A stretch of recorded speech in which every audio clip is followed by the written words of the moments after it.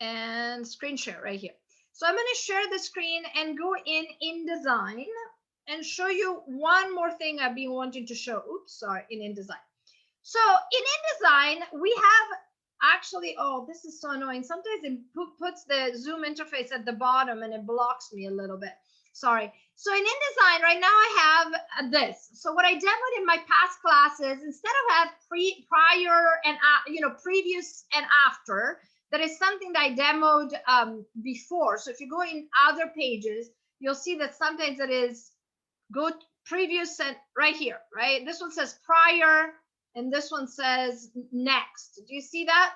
So in fact, I'm going to delete it because I decided the prior and next is what they call linear navigation, and it can be pretty boring. It means your only option is to say go to the prior page or previous page or go to the next page. And after a while, I get bored. I kind of like to jump around.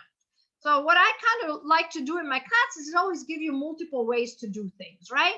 So in my prior class, I taught how to have these buttons and how these buttons can take you to all the different pages. You have a video posted, and I created just the first few, the first 3. The other one I actually haven't. And these buttons, by the way, if you go and look, let me go in the buttons. They have an overstate that changes color. In fact, we can do one of those together so you can see. So for example, if I go in projects and I want to make it into a button, I go into here, into the button palette, choose button. I always call it something because even though they give it a default name like button 1, 2, 3, 4, 5, I kind of like that they have a specific name. I'm one of those people that cares about being very precise, thorough, organized, call it whatever you want. So then I'm going to say on release of the mouse, I want it to go to destination right here. And right here, I already set up for each page different destination. You'll see that there is a video on how to do that by basically adding bookmarks. And right here, I'm going to choose projects. That's a destination. So each of my pages has a bookmark, that has a name, and the name for the projects page is project. So perfect. I'm going to project. Now, how do I do a rollover? I simply click on the word rollover. And what it does, by default, it copies the normal state. So if you want a different color in there, what you need to do is go with your text tool, I apologize, on the button and select the text. And then go on the swatches where I have all my colors prepared and give it a different color. And now when I go back to my buttons right here, you'll see that when I select that button, right here, I have a normal state and an overstate. So remember, when you want an overstate, same for this one. Right now, I hate that it's stuck on the overstate. I'm going to bring it back to normal. So when you want an overstate, what you simply do is create the button, and in the rollover, you change it. But another thing we could do is, instead of having buttons up here, like these ones, that kind of looks so-so, what if we create these little boxes, and when I mouse over that box, the rollover state is an image. So let's say these are actually thumbnails and I want to give you a preview of what the image that the page that you're going to go to is in an image format when you click. So what I did is I created these as simple boxes. So I went onto this shape tool right here, rectangle tool, and I clicked and drag, and I want it to be a square, so I held the shift key. That's simple. I made that, and then obviously I filled it with yellow. So that's how I made those. Pretty straightforward.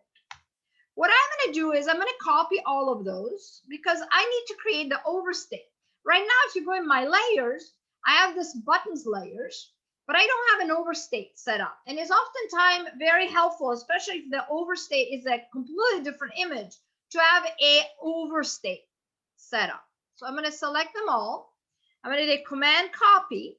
I'm going to create a brand new layer, and I'm going to call it Buttons Over. You could also call it overstate, whatever you want to call it. It's just a good way to know what that is about. Then I'm going to actually lock this up, so I make sure everything goes in here. And I'm going to say edit, paste, and place. remember I had copied those yellow boxes, right? So right now I have the same yellow boxes, but I need to convert these boxes into images, right? So I'm going to go in here and I'm going to go under object, content, and right now it's unassigned because it's just a shape, but I'm going to say I want it to be a graphic. And then I do Command or Control D, that means place, and I go and I find an image that I like. Maybe the image of that I will find in that particular page or whatever. So you can see that the image is really tiny and I can leave it like that, or I can go under object fitting and I can say fit content proportionally, or I can go, I'm going to zoom in so you can see that's that little robot looking thing that looks like a Vespa a little bit. Do you remember that? So you could have it like that, or you could say, look, I'm going to select with the content tool, with the white arrow, that image, and I'm going to hold the shift key so I don't deform it, but I'm going to zoom it so that I fill up the whole box, the whole square box with that image, instead of having basically kind of yellow bars at the side, right? So something like that. Maybe I want to do that. That's fine. So I'm going to zoom out, and I'm going to do it for every one of my boxes, right? These are all going to be the overstate when I mouse over the, you know, these are going to be the regular state, but when I mouse over, these show up, right? I just realized there's a tiny little yellow line on the side. Sorry, I'm going to move it over. All right. So what you do is you select each of these boxes with the black arrow. Obviously, you need to convert it to a graphic box instead of being unassigned. Oops, gosh, I lost it. Sorry, I don't have a mouse, so sometimes it's hard with a trackpad. Control D. I'm going to go and choose a different image this time. And again, object fitting. I like to first fit it proportionally so I see what's going on. And then I generally go with my, look how tiny, it made it really small. So I generally go with my white arrow and make it larger. Remember, I'm holding the shift key so that I don't deform it. That is something I would not want to do. And I keep going that way. I'm going to do the first three guys. Control, oh, sorry. Before I do Control D, I need to make it into a graphic or it's not going to work. And then Command D, and I'm going to choose a third image.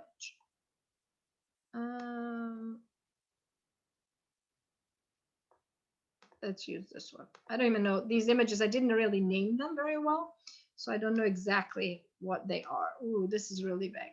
So let me actually do what I did with the other one, that is go in here. They're big because there are these big images that are in these pages. So that's kind of nice because using the same images makes it that I don't make the file size any bigger, right? As you can imagine, the file size uses the same image twice in two different sizes. Okay, so imagine that that I'm done and I'm happy and I did the whole 6 of them. Imagine that. I didn't, but imagine I did. And so what I'm going to do right now is I'm going to actually make sure that I'm going to uncheck these. I'm going to move this one at the top, the regular button at the top. So now what I have is that when I select a certain button, I should be able to activate this layer, right? For it. So let's do that. Let's do the button. So I have this, and this is going to become a button, and the overstate is going to be the layer that is down here pretty much. So what I'm going to do is, let's see if we can easily build it. So I'm going to go in here, oops, sorry, in here, and I'm going to go under button. And what I'm going to do here is I'm going to choose button. I'm going to call it thumbnail 1. I'm going to say that I need to go to destination and go to a certain destination, like about 182. That's fine. And then I'm going to have activate an overstate. In the overstate, what I need to do, and I'm going to move button and forms on this side, I need to go in my layers in the overstate. Where are they? Right here. And turn this layer off so that I can see the layer below, right? So let's see if this, oops. Sorry. Somehow it didn't really work. That is a bummer. Let me see. So if I go in the overstate, What I'm worried that is that we need to have all these 6 boxes as separate buttons. And that's what I think it might be the reason why I cannot do it. Yeah. What I need to do is I need to be able to turn one button on and the other one off. But because these contain 3 and these contain 3, that can be a problem. So what I'm going to do is I'm going to actually re-record this so that I show you how to do it. Another thing we could do, though, let's see if that is the same problem, though. I believe we're going to have the same issue. I'm telling you, another thing you can do is you can also have the overstate show up somewhere else. So for example, what you could do is that when you mouse over a certain button, maybe the yellow just turns a different color. So maybe the rollover state is simple. Oh, I have an idea. Let's do that. This becomes 20%. There it is. So now my normal is solid. My overstate shows the image. That would fix the problem. That's pretty cool. I was trying to achieve it, but there was a problem with the fact that I did not have these all separated. But by just using the opacity, that would work. Another thing I wanted to show you, and I will show you actually in a separate video because that takes me preparing the file correctly, because you can see you have to have layers separated. I'll show you how you can, whenever you mouse over a certain button, open an image in a different location in the screen. So I'm going to record a separate video for that. But let's do another one of these buttons now that we kind of got the hang of it. So we figured out how to bypass the fact that it's all mushed in one layer. I'm going to go in here, say button one again. I'm going to call it this time, for example, if we're going to the table of content, I'm going to call it TOC. I'm going to go in here and say go to destination. I'm going to choose the table of content as destination. And right here, I'm going to do a rollover in which I lower the opacity so I can see the image that is right below because of my button overlayer right below it. So that's kind of how you can create a button that when you create you have an overstate. In fact, actually, let's preview these 2 buttons that we just made. Let me save it. Saving it is always the ticket. I have previewed in the past something that I hadn't saved and it wasn't working. And I was like, why it doesn't work? And that was as simple as save your work. There we are. So let me go into the preview of the button that is down here.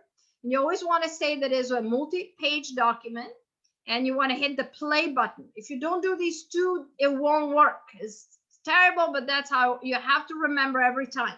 I say it's terrible because I wish we launched the preview and it just worked and we did not have to click anything.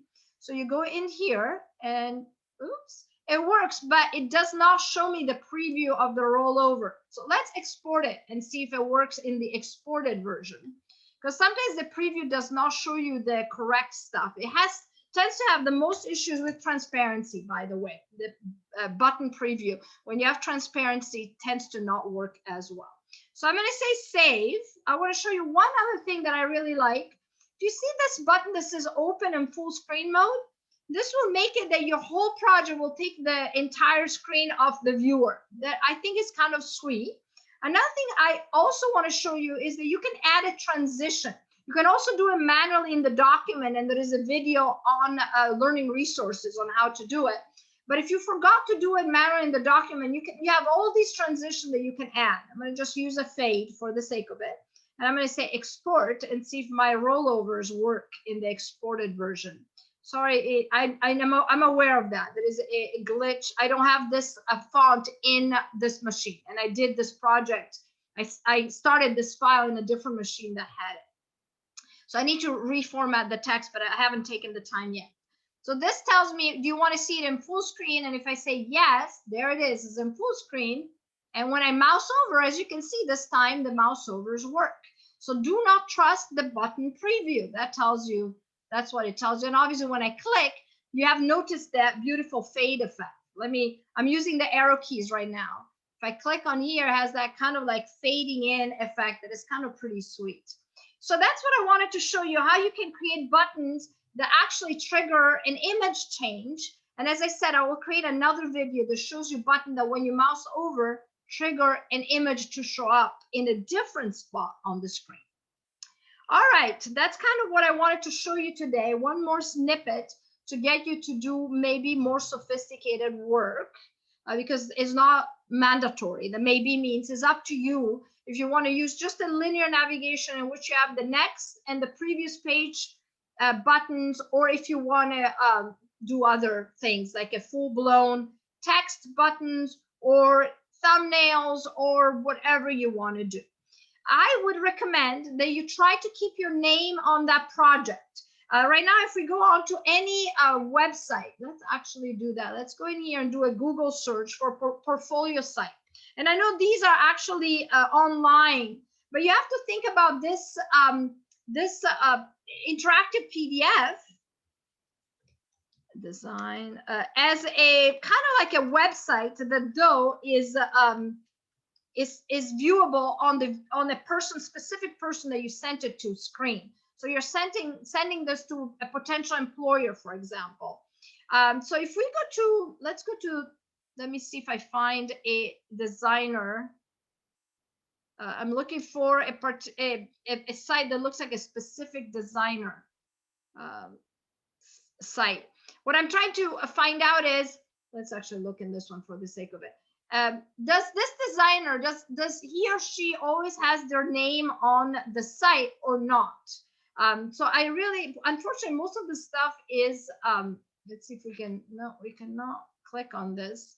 Most of the stuff that I see here is advertising for a company that sells you a template for websites. So the search did not turn out what I wanted.